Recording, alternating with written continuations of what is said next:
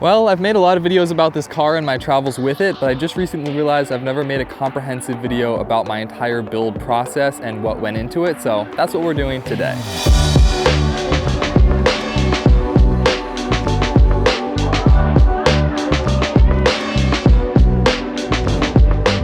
So let's start off with the car. This is a 2007 Ford Escape Hybrid. It's a pretty quirky car, one of the original hybrids made by Ford or any manufacturer. And besides that though, it has four-wheel drive, it has pretty high clearance, and it can get me pretty much anywhere I need to go with decent gas mileage. It has over 200,000 miles on it and is still going strong. So you can't beat that. It's a little bit on the small side for living out of, but as you'll see, it does the job just fine. So starting at the back of the car, you can see the backbone for the entire build, which is a platform-like system with a 3/4 inch piece of plywood on the top and then 3 2x8s just to hold the whole thing together. And this basically gives me more room underneath to store important things so that I'm not wasting space by having my bed all the way on the ground. One of the really important things for me when building this whole setup was to have a place to store sporting equipment, because that's a lot of what I do. So as you can see right here, my skis fit perfectly, and I found that 8 inches is about the perfect space to store a lot of important things like my cook setup here. All right, so here's a look at my cook drawer right here. It just slides out nicely and has multiple compartments. So the first one stores my cooking supplies. It has a nice top on it that I can cook on when I have everything laid out. And then behind that, you find some places for food. There's not much in here right now, but there's places to store your food, and it just slides really nicely. To save costs while building this, I didn't integrate any drawer slides. So basically all it is just a drawer that fits in to this slot right here with a couple metal L brackets to guide it in and out. And basically it just has a little bit of friction, but I saved a lot of cost by not having those drawer slides, and I have to say it works pretty dang well. And then the side adjacent to my kitchen has this 10-liter water jug, which fits perfectly, super snugly right in here, holds just enough for me. And like I said, because it's winter again, I got skis right there and they all fit nice and snugly and don't move while I'm driving. I also have compartments on the left and right to store other little things, and right now I have 2 pairs of poles in there actually, so very useful.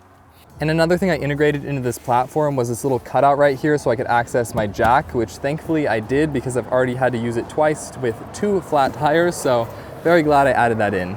Something that was really important to me with this build was not drilling into the car to damage it. So this is a completely no drill build, and that's why this platform works really, really well, because I can just attach everything to that. So from the back, let's talk about this bed right here. And if I measure it out, I think it's about, yeah, just about 6 feet exactly. And that's good because I am 6 feet tall, and it's not quite big enough. I wish it was a little bit bigger. That's one thing that I wish I just had a tiny bit more room, but diagonal, you know, it works, but it could be a little bit longer. And the width of the bed here is about 33 inches, so just a little bit less than a twin size. So the only reason I was able to get 6 feet out of this bed is because I extended the platform a little bit forward. So as you can see, if I lift up all these covers, I have this extension right here on the bed frame. So this allows me to use this hinge and flip up this piece of wood right here.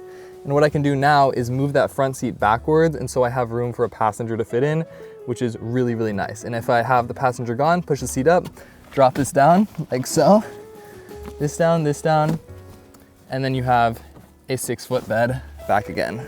Another feature I'm super stoked on is when you have the cook setup out right here and you're cooking at night, I put this little light in that's just Velcro to the top, so you can just turn it on, stick it up here, and you have a perfect light, so you don't need a headlamp or anything. And it just feels really well integrated and super simple solution. And then to the left here, I have my fridge, which I think is like a 10-liter. It does the job, not huge, but it keeps enough food for one person at least for several days. If we move on over to the left rear door, you can see this is my closet. So I just have a few hooks here that I have jackets on. And if I take these off, you can see behind it, I just have a lot more storage underneath this platform system that I'm talking about. So it just gives me so much room to store a lot of things. So I just have a crate in here with all sorts of climbing equipment, all sorts of extra food, kitchen stuff, first aid, toolkits, all that good stuff. So it just gives me a lot of room to store everything in a generalized place. So if we look at the inside of the car, you can see it's actually decently spacious. I really wanted to leave as much headroom as possible. I still can't sit up in here, but it gives me a lot of space to feel comfortable when I'm inside. It's not super cramped. So over here, you can see to my left, we have my closet. If we just flip this up, you have shirts, underwear, socks, pants and shorts, and then some additional camera gear. So just put a divider here, super simple wooden little dresser I put here, made it sanded down so it's not splintery and just does the job super nicely. I actually shrunk this at one point, it was a little bit bigger, took up too much space, so shrunk it down a little bit and now it's really nicely integrated. I really tried to leave as much headroom above this cabinet as possible to be able to store things on top of it and also give me more visibility through the back of the car, which is fantastic. And then at the front of the cabinet, you can just see I have this little USB light that just clamps on here. I can move it around wherever and it just powers straight off my power bank. So this area right here kind of looks like a cluster, but it's super important. It's my control center, if you will. But basically it's where I have my power bank, which is so crucial. I love this thing. It powers all my devices, all my cameras, my fridge, all of that stuff. I think it's like 700 watts, but it does the job so well, and I don't think I could live in the car without it. It's just so nice. And then above my power bank, I have this bag right here, which is basically just toiletries. So toothbrush, toothpaste, deodorant, that fun stuff. And then behind it, I have my fan, which is so crucial in a car setup, just gives you that ventilation, and it's really, really nice. Under my bed, it's kind of a mess, but I store a lot of important items under here. So we have window covers right here. I've got a chair in here. I've got my bigger stove that gives me 2 burners and I set on the back. I have a solar panel that's 60 watts and can plug directly into my power bank. I have some ski boots. It's just crazy how much I can store in here. So lots of volume, lots of opportunity to get creative and store different things you need. So this is another huge benefit of the platform system. I just have this one leg here to basically support it on the front side that I've drilled in, and it just gives me so much room under here that I wouldn't have without this platform system, and it's great. Something really important when camping in your car is a way to block out the light from the windows. Number 1, for stealth, so people can't see in, and number 2, to block the sun from coming in so you don't wake up super early every morning. And I want to run you through how I do that in this car. I just bought this material called Reflectix, which is a insulation basically, and on one side, super shiny, reflective, the other side I put tape on, and I just cut it out to the size of the window, so I basically just push it in, just like this, and you're good to go. You got windows covered, insulates, keeps you warmer inside, and blocks out the light.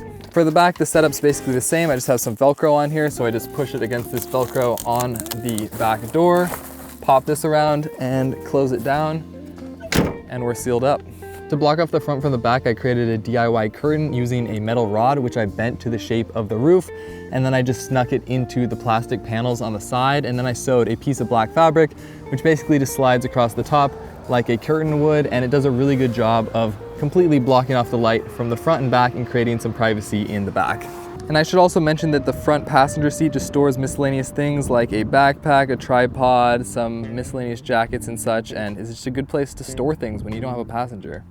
So that was just a quick look at my car camp setup. It really does the job just as I need it. I've used it for many months on the road, and I don't really have any big complaints with it other than the fact that I can't really sit up, but that's just a limitation of the car itself. So this car is small, but it can get me pretty much anywhere and do anything, and I can sleep in here and do work out of here, so I don't know, it's awesome. And I didn't tally the cost of building this whole thing, but it's definitely under $1,000, so that's pretty sweet.